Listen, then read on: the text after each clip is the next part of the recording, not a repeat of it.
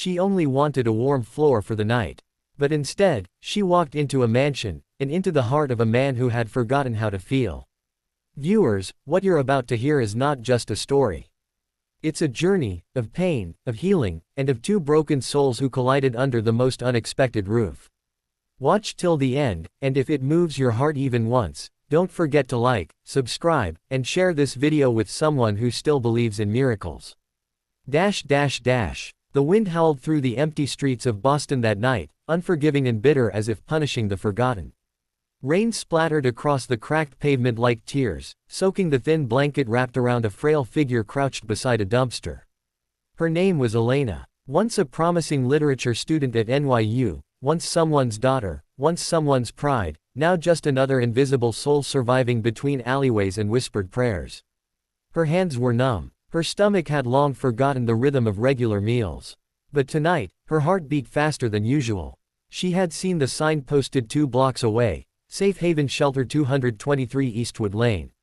She'd walked for hours through the storm, clutching her belongings in a plastic grocery bag, praying the place still existed.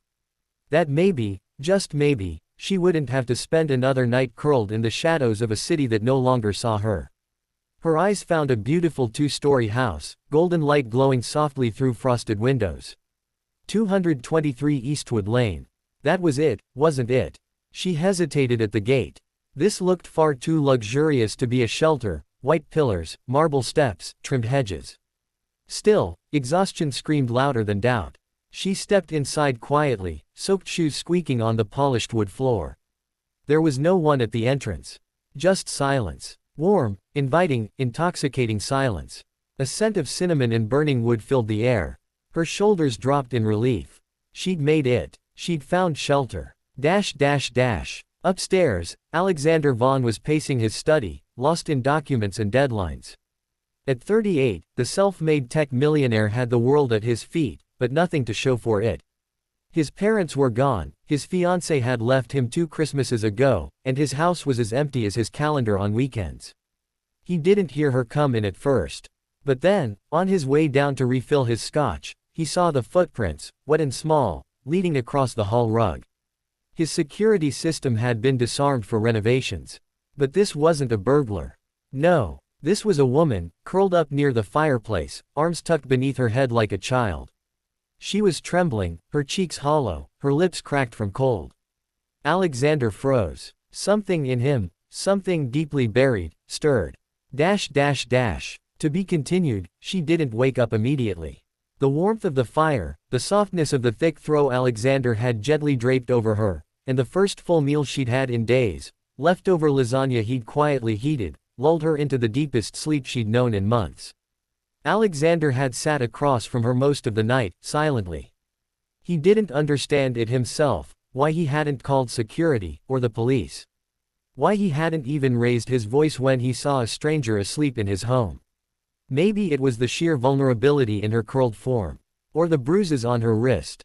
Or maybe it was because in her eyes, when they briefly fluttered open, he didn't see a trespasser. He saw a story. And maybe, for the first time in a long time, he wanted to know someone else's story more than his own. By morning, Elena awoke with a start, her mind returning instantly to survival mode. Her eyes darted across the unfamiliar living room, the elegant furniture, the soft jazz playing in the background, the untouched breakfast tray on the coffee table. She panicked. She was about to bolt when he appeared in the doorway, holding a steaming cup of coffee. "You don't have to run," he said, his voice low, calm. "You're safe." Her lip trembled. "I thought this was the shelter. I swear I didn't mean to." He raised his hand gently. "I know. The shelter moved locations 2 years ago. You just walked into the wrong house." Then, after a pause, "But maybe, the right one." Elena didn't know whether to cry or apologize again. "You hungry?" She nodded before she could stop herself. Over coffee and cautious conversation, pieces of their lives came into the light. Elena hadn't always been on the street. She'd had dreams once, of becoming a writer, of seeing her name on a book cover. But life had torn those dreams away. A sick mother, a bad landlord, medical bills, and one night, a missed rent payment that spiraled into homelessness. No family. No second chances. Alexander, in contrast, had everything, except someone to come home to. His empire had grown, but his heart had withered. His days were scheduled, his nights silent. Until now. Days passed. What was supposed to be a single night stretched into 2. Then a week. Alexander offered her the guest room, and though she was hesitant, her body and spirit were too tired to argue. She began to help around the house. Quietly, respectfully. Dishes. Dusting. Watering the plants that had nearly died from neglect. And slowly, the mansion began to feel alive. So did he. There was something about Alina's presence, humble, thoughtful, that reminded him of everything he had lost in his pursuit of success. She didn't fawn over his wealth. In fact, she often looked uncomfortable in the house's luxury. But she listened, really listened, and when she laughed, rare, soft, and real, it made him want to hear it again and again. He found himself waking earlier just to see her quietly sipping tea by the window. He started bringing home books she might like. One afternoon, he placed a small notepad and pen beside her mug. "You said you used to write. Maybe you still should." Elena stared at the notebook as if it were a relic from a past life. Her fingers trembled as she touched it. That night, long after he'd gone to bed, she scribbled her first paragraph in years. And cried. But not everyone understood. When his business partner, Damien, came by unannounced and saw Elena helping in the kitchen, the disdain was immediate. "She's a stranger, Alex. You don't even know her." Alexander's jaw clenched. "I know enough. Enough to let her live here. You're risking everything. What if she robs you? Or worse." "She's not a criminal," Alexander said firmly. "You're falling for her." He didn't respond, because in that moment, he realized it was true. That night, Alexander found Elena sitting on the back patio, hugging her knees. "I can leave," she whispered. "I never meant to disrupt your life. I know I don't belong here." He sat beside her. "Who told you that?" She looked down. "Everyone. Since I ended up on the street, it's like the world decided I didn't matter anymore." He reached out, gently brushing her hair from her face. "You matter to me." Her breath caught. "I don't know what this is," he continued, voice husky. "But ever since you walked through that door, I haven't felt alone." A tear slipped down her cheek. "I don't want to leave." "Then don't." Weeks became months. Elena began volunteering at the Real Shelter once she got back on her feet, determined to give back. With Alexander's support, she published a collection of short stories called The Wrong House. It became a local bestseller, praised for its raw, emotional depth. At the launch, Alexander stood in the back of the bookstore, eyes shining as Elena read the final lines aloud. "Sometimes, life puts you on a path you never expected. Sometimes, the wrong door leads to the right person. I knocked on fate's mansion by accident. But inside, I found not just warmth, I found home." The crowd erupted into applause. Elena looked up. Her eyes found his. He wasn't clapping. He was just staring at her, with the kind of look people spend their whole lives hoping to receive. After the event, under fairy lights and autumn leaves, he pulled her into his arms. "Come home with me," he whispered. She smiled. "I already am." Just when she thought she was safe, the past she buried came looking for her, and this time, it wanted more than memories. The warmth of new beginnings often makes people forget how cold the past can be. Elena was thriving. Her book was entering its third print run. She was receiving speaking invitations, heartfelt letters from young women who saw themselves in her struggle.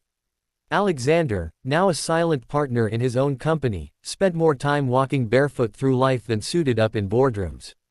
But with every rising sun, shadows stretch longer. And one afternoon, a shadow came knocking. It was a man in a worn black coat, standing outside the bookstore where Elena had just finished a reading. His eyes were hollow. His voice was smooth, too smooth.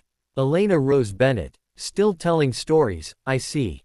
Her blood froze. She hadn't heard that voice in 3 years. Brian. Brian was more than an ex. He was the storm that had shattered her life. A failed musician, a manipulator. He drained her savings, disappeared for months, returned with lies, and finally, left her with an eviction notice and shattered trust. The last time she'd seen him, he was yelling as she stood on the sidewalk with her life in garbage bags. "What are you doing here?" she whispered. He smirked. "Saw your name online. You really traded up, huh? Living with some tech millionaire now." He leaned closer. "Must be nice having a man with money." Alina's jaw tightened. "Leave. I'm not that girl anymore. Come on, Ellie. We were something once. And I'm in a bad spot. Just a couple $1,000 could turn things around for me." She stepped back. "No. Don't forget," he hissed, "I know everything about you. That cute little rags to riches tale you're selling. You left out the parts where you stole from your job and pawned your mom's ring just to feed me." Her voice cracked. "I was desperate. And I helped you survive. You destroyed me. She didn't tell Alexander right away. She told herself it was nothing, that Brian would leave. But the letters began appearing. At the shelter. At her new writing studio. Photos. Old ones. Threats. Brian was blackmailing her. "You think that CEO boyfriend will still want you after he sees this?"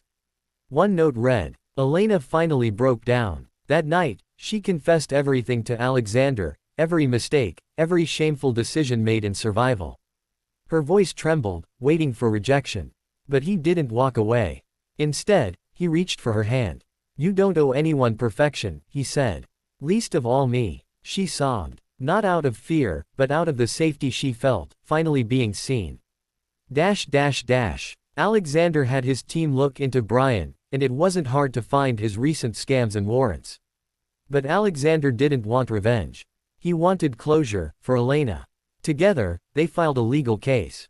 It wasn't easy. The press tried to twist the story, some vultures circled her success like it was undeserved. But something remarkable happened. Her readers stood with her. So did the shelter. So did people who had lived through their own shame. Elena wasn't just surviving anymore. She was leading. Months later, Brian was arrested on fraud charges. The court sealed the case, but Elena chose to tell the world anyway, not as a victim, but as a warrior. Her next book was titled, The Girl Who Walked into the Wrong House. And this time, on the dedication page, she wrote, "For the man who opened the door." In the final scene, the camera pulls back to a cozy living room where Alexander reads aloud while Elena lies beside him, belly round with their first child, the fire crackling softly. "I still can't believe I thought this was a shelter," she laughs. Alexander kisses her hand. "It was." She smiles. "And now, it always will be, for anyone who needs it."